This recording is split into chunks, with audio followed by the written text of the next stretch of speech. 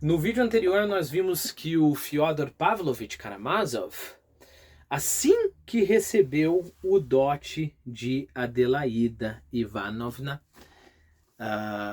torrou tudo, né? E não só isso, ele começou a mexer os seus pauzinhos ali, a pensar em modos falcatruentos de passar tanto uma aldeota e uma boa casa na cidade, então tinha uma aldeia e uma casa na cidade pro nome dele, né? E deixar a pobre esposa sem nada.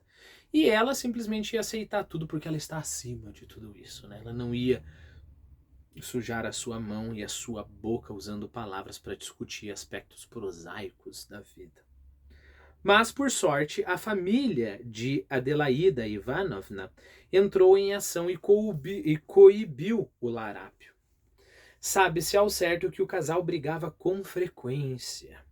Mas, pelo menos que se conta, pelo que se conta, quem batia não era Fyodor Pavlovich, e sim Adelaida Ivanovna, senhora fogosa, ousada, morena, impaciente, dotada de notável força física. Por fim, ela largou a casa e fugiu com um seminarista preceptor morto de fome, deixando com Fyodor Pavlovich o filho Mitya, de 3 anos. Bom, quer uma coisa mais romântica e patética do que fugir com um seminarista preceptor morto de fome, né? Então, olha, eles estão quebrando todas as amarras, eles vão viver só de amor, né? É uma coisa que chega a ser engraçado. O que não é engraçado, e certamente você vai concordar comigo, é deixar o filhinho Mitya, de 3 anos, sem mãe, né? Essas coisas hoje em dia me comovem muito mais do que a primeira vez que eu li. Sei lá quantos anos eu tinha quando eu li pela primeira vez os Irmãos Karamazov, mas hoje eu já sou um pai, né? E tenho 4 filhos e tenho exatamente um filho de 3 anos. E aí eu imagino a dor e o abandono de um filho que, né, cuja mãe vai embora. Deixando com Fyodor Pavlovich o filho Mitya.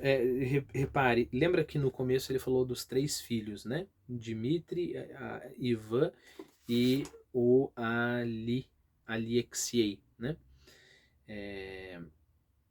Não tinha nenhum Mitya, né? Correto? Mas lembre-se que Mitya é o diminutivo para Dmitri, ok? Então, Mitya.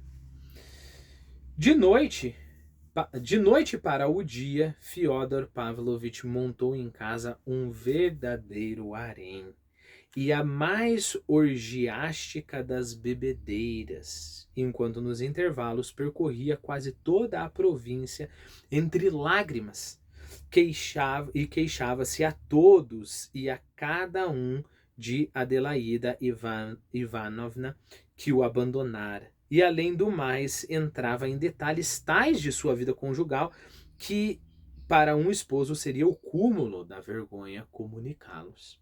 Então provavelmente falou um detalhe picante da vida sexual, alguma coisa assim, né? O grave é que lhe parecia prazeroso e até lisonjeiro representar perante todos o seu ridículo papel de marido ofendido e desdenhar, inclusive com exageros, os pormenores de sua ofensa. Desculpe, não desdenhar, desenhar. Okay? Então, isso que é ridículo. Ele gostar de representar e falar, descrever para os outros até os pormenores de sua ofensa.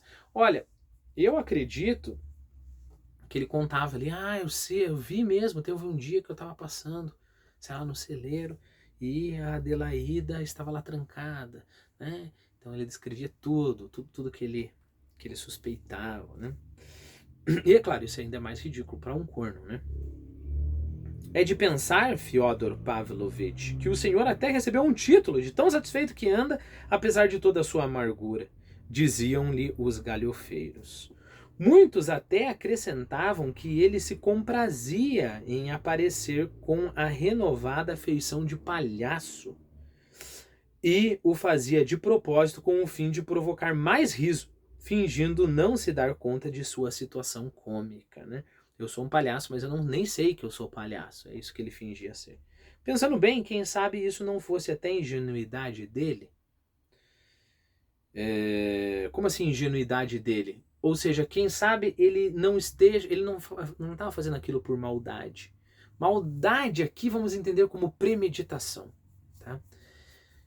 E aí a gente chega, novamente a gente toca no Machado de Assis, né? Nós, os homens, né? Homens agora estou incluindo você também mulher, ok? Homem raça humana, né? Nós, os homens, nós somos craques de nos enganarmos a nós mesmos, né? Então ingenuidade nesse sentido, até ele estava acreditando que ele era um marido ofendido e não percebia a situação ridícula ali. Por fim, ele conseguiu descobrir as pistas da sua fugitiva. A coitada estava em Petersburgo, para onde se mudara com seu seminarista e onde se lançara sem reserva a mais completa emancipação.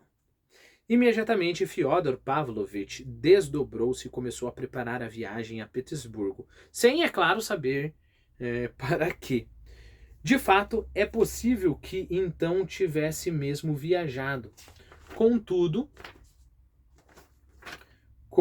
depois de tomar tal decisão, jogou-se incontinente com o direito especial de entregar-se antes da partida à mais desbragada, ou seja, libertina, excessiva, bebedeira para levantar o ânimo. Pois foi nesse momento que a família da esposa recebeu a notícia da sua morte em Petersburgo. Ela morreu assim, meio de repente, em um sótão, segundo uns, de tifo, segundo outros. Em um sótão, segundo uns de tifo, segundo outros parece que de fome. Novamente, que é um modo mais romântico de se morrer, de tifo ou de fome. Fyodor Pavlovich soube da morte da esposa bêbado. Dizem que saiu correndo pela rua e começou a gritar, levantando os braços para o céu, tomado de alegria. Agora me deixas livre! Mas conforme outros contam, soluçava como uma criancinha. E tanto que, segundo dizem, dava até pena olhar para ele, a despeito de todo o asco que tinham dele. É muito possível que tenha havido tanto uma coisa quanto a outra, ou seja, que estivesse alegre com a sua libertação e chorasse pela libertadora, tudo ao mesmo tempo. Na maioria dos casos, as pessoas, inclusive os facínoras, são muito mais ingênuas e simples do que costumamos achar. Aliás, nós também. Bom, ingênuo aqui é no sentido de não ver não ver as nuances da história, né? Então, novamente, é a história de você se enganar, né? Você se engana que tá feliz ali. Você se engana que tá triste, você assumir esses papéis, né?